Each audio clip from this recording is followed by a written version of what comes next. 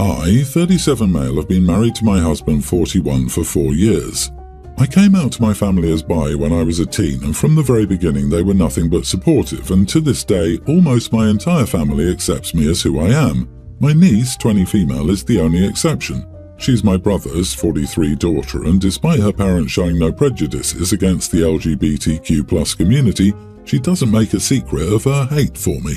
I don't know where her beliefs stem from, but the day I first introduced my husband and then boyfriend to her family, she's been very hostile towards us. She was a teen at the time. She refuses to speak to my husband, barely acknowledges us at family gatherings, and despite her father constantly chastising her, frequently uses slur to refer to members of the LGBTQ+ community and calls same-gender relationships disgusting. Due to a severe flooding, my brother and his family have been forced to evacuate their house. My husband and I have a guest room and a sofa bed in our living room, so when my brother asked us whether his family could stay at our place for a while, I told him that him, his wife and their younger children, teen female and tween male, were very welcome to stay as long as they needed to, but that we weren't comfortable letting his older daughter stay with us. He seemed to have been expecting that answer and told me that he understood my reasons. When we broke the news to his daughter, she was furious, asking where else she was going to stay and that she had nowhere else to go. From what I know, my brother offered to help her pay for a cheap hotel, but she doesn't want to dip into her savings because she doesn't work and she's been living with my brother rent-free. Apparently, she's been staying with a friend for a few days and she's been telling her mother how awful it is there. My brother is still supporting my decision, but his wife has started trying to convince me to let her eldest daughter move in. She's been pushing me to get over her comments because my niece is still young and naive, and that she couldn't have known her actions would have major consequences. She's advising me to be the bigger person and not let my hard feelings for her daughter stop me from helping a family member because that would be an idiot thing to do. Not the idiot, she's living with the consequences of her horribleness by having to stay somewhere she doesn't like because she couldn't keep her mouth shut about her disgusting views on your relationships. If I were you, I'd say that you're happy to let her stay as soon as she genuinely and honestly proves she no longer feels that way towards you and your husband. I would never let someone who disrespected me and my husband stay with us, family or not, unless they were literally about to be on the streets, which she isn't, and even then it would be the very, very last option. Oh, what her mother meant was, she didn't realize she would someday need the person she was dehumanizing. Tough, this is the find-out stage. Don't deny her this important life lesson. The irony that if she'd gone woke, she wouldn't have gone broke. LOL. She's been staying with a friend. No one needs to offer up free living just because a family doesn't want to stay with said friend. Also, if it's awful there, she won't be happy staying with you either. She already rejected a paid-for hotel. On top of that, she's already judgmental as heck. You can expect that she'll make snide remarks as she has in the past about your lifestyle choices, then double down on how your place sucks because it's not her room. Who wants to deal with that? Let her be mad, she already acts like an entitled snob. Agreed.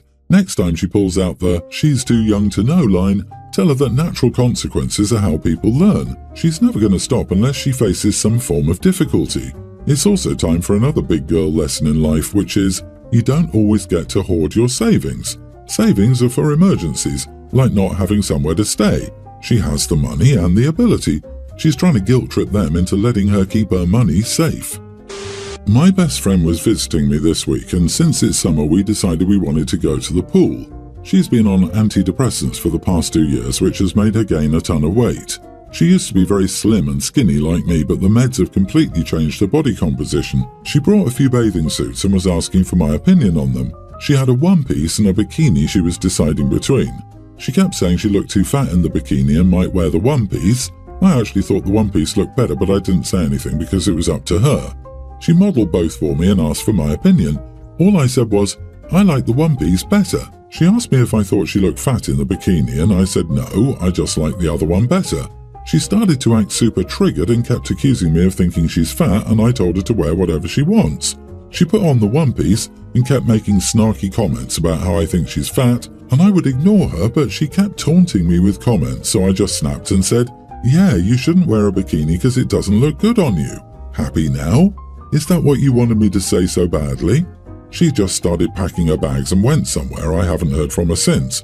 I heard from our mutual friend Ali that she's safe. She just went to a hotel and rebooked her flight. But Ali told me that apparently my friend told her that I called her fat, and Ali says I could have handled the situation better even when I told her the real story. Am I the idiot? Not the idiot. She knew the bikini looked terrible on her. She just wanted you to convince her it didn't, and when you refused, she pitched a fit. Her body issues are hers to deal with.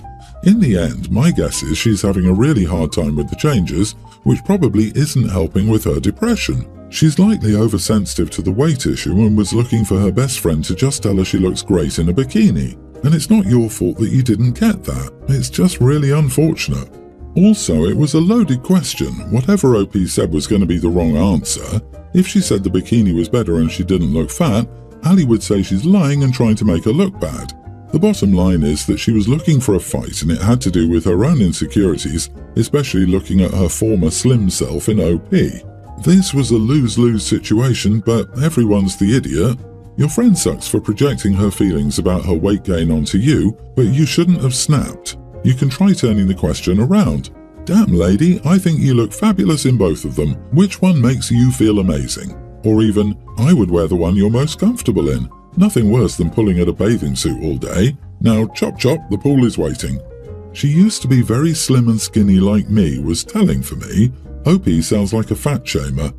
It's messed up that half the comments here are, she obviously didn't look good in the bikini, you were just being honest. How do we know that? OP said herself she thought the two-piece was cute on her, but the one-piece was cuter. Why couldn't she have just said that instead of provoking her friend's insecurities? I fail to see how a bikini is automatically not an option because she's bigger than she used to be. Why do we constantly expect people to cover up their bodies after a certain size? A bathing suit is a bathing suit, and her comfort should have been the main concern over anything else. My wife, 33 female, and I, 35 male, have been married for 3 years. Her family is very tight-knit, and every month they have a family get-together at my wife's parents' house. It's always on Sundays because my wife's siblings have kids and they all have activities on Saturdays, so Sunday is the only free day everyone has. They live a 3-hour drive from us. We always make a day trip because obviously we have to work on Monday. Needless to say, it's a lot of driving in one day. The get-together is usually just a nice meal and some games, nothing too fancy or crazy. I like her family and enjoy hanging out with them, but there have been times when I don't feel like going and there's no hard feelings about not attending. The problem is that if I don't attend, my wife doesn't attend. She's a very anxious driver, especially on freeways and highways where aggressive drivers and semi-trucks tend to be more common. She's never been in an accident or anything like that, she just doesn't feel comfortable driving long distances on freeways with speeding cars. It freaks her out. So if I don't go, she won't drive herself there. There also isn't anyone else from her family that lives nearby, could come pick her up without adding at least 2 hours to their drive. Last month we didn't attend because I'd just gotten back from a work trip and wanted to use that weekend to relax at home. My wife and in-laws understood. This month's get-together is coming this Sunday. My wife is adamant that we attend this one because we missed the last one. I told her I'll go, but she's going to have to drive at least one leg of the trip. I don't want to be driving for 6 hours like every other time. This started a fight because she said I know how much she hates driving on freeways and that's too far of a drive for her to keep from freaking out. I told her that if she wants to keep driving 6 hours in a day to see her family every month, then she's going to need to start driving at least half of it because I'm tired of doing all that driving by myself. I told her that I will be with her in the car and will be a good co-pilot to keep her calm and focused. Unlike when I drive and she buries her face in her phone for 2/3 of the drive. I told her we can take it slow and easy and it'll be good practice for her to become more comfortable with that type of driving. She's not agreeing to this and is insisting that I drive like every other time because of her anxiety about it. I'm refusing to budge and told her that this is something for her family, so she needs to start putting in at least some effort to make it happen.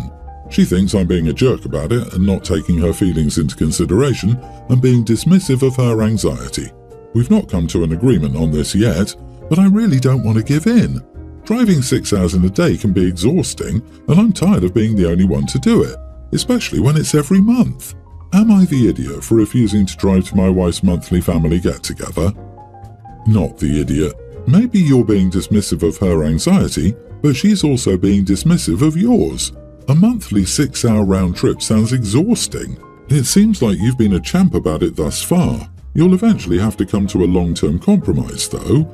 Anxiety is a real thing, but so are tools to combat and minimize it. If she can't work her way up to at least half of the drive, then it's not fair. I think this behaviour borders really close to weaponised incompetence. You are the idiot. Trying to fix it by having her drive on the highway is not a safe idea. She will be so tense and keyed up that she'll be a dangerous driver.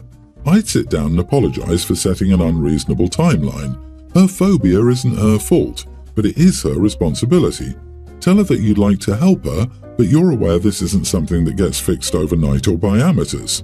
Remind her that this phobia is limiting both of your abilities to live your lives, and it will eventually put her in a tough spot. At some point, she'll need to be able to get to her parents when you're on a business trip, or injured or otherwise incapable of helping.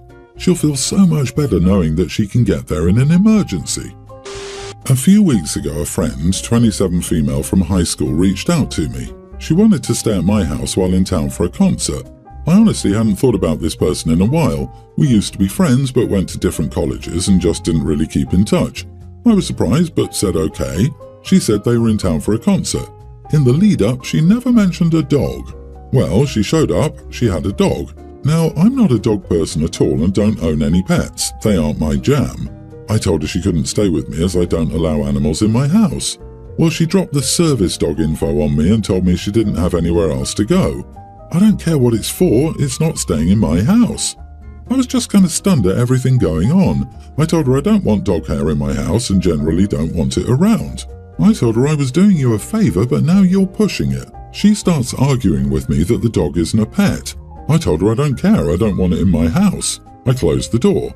She bangs on my door and calls me an idiot. After a few minutes, she left. She put me on blast on social media, and now I'm getting some feedback on how I'm an idiot from people online. I thought it was rude as heck to show up with a dog, even a service dog. Not the idiot. First off, fake service dogs are so rampant that I have to seriously question if it actually is one. Secondly, although public facilities need to accommodate service dogs, your home is not a public facility. You were doing her a favour. She was acting shady by not telling you about the dog in advance and was hoping that when you were put on the spot you just cave.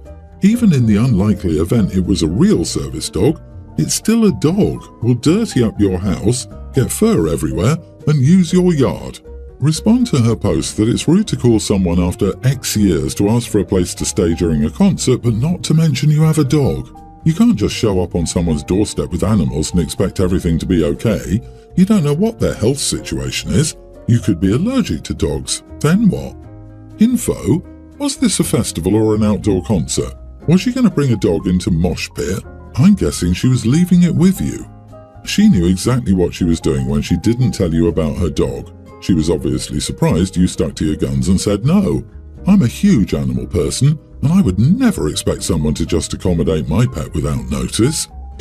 My sister and I grew up in poverty, were homeless as kids, and never were taught how to manage money or make it last. When we were adults, we got jobs and moved in together. I made minimum wage while she made decent money. I would also watch her cat for her when she was at work. Worked fly in, fly out. One day we got into an argument because I got accepted for a well-paying job that unfortunately meant I also wouldn't be home for a couple of days at a time. She lost it and said if I couldn't take care of her cat, then I had to leave or pay all the rent so she could hire a cat sitter. She then threatened me with violence and getting rid of all my belongings if I didn't go immediately. So I was made homeless in the middle of winter. Luckily, I was able to crash on my friend's couch until I saved up for a new place. A couple months later, my sister and I talked and she apologised. I accepted the apology, but our relationship hasn't been the same. Now, it's been about 3 years since then. My sister called and said that she'd missed a lot of work due to this or that and needed help with money for rent. I paid her rent because even though she made me homeless, I don't want her to go through that. Now a month later, she called again and is asking for more money and is promising to eventually pay it back. I honestly have little trust that she will because she never learned to manage money. I told her that the position she puts me in sucks because she literally made me homeless and didn't care about my financial struggle at all when I had nothing. She said she didn't know what to say because I was right and it was crappy of her. I feel bad because I hate hurting people and I know how bad the price of living is right now. So, am I the idiot for not helping my sister financially? Not the idiot. You've already helped her, which is more than she did for you. And if you keep helping her, she could end up taking advantage. Personally, I would think about helping her with her finances and see if she could afford to pay you back if you lend it. Make sure you get any agreement about money in writing to cover yourself if it does go sour. She picked a cat over you. I think you really need to let that sink in. It doesn't matter that she said I'm sorry, that means nothing without action behind it, and from this story it doesn't sound like she put any actual actions to show how sorry she truly is. You've already done enough and have supported her way more than she did for you. She shouldn't feel bad about not paying for her rent because she literally didn't care if you were homeless, so why should you? I would say tell her to seek some mental help, but you can't support her financially. OP, wake up.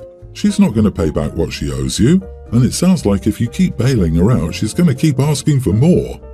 Info, why does your sister's cat need constant attention and care? Cats are pretty self-sufficient.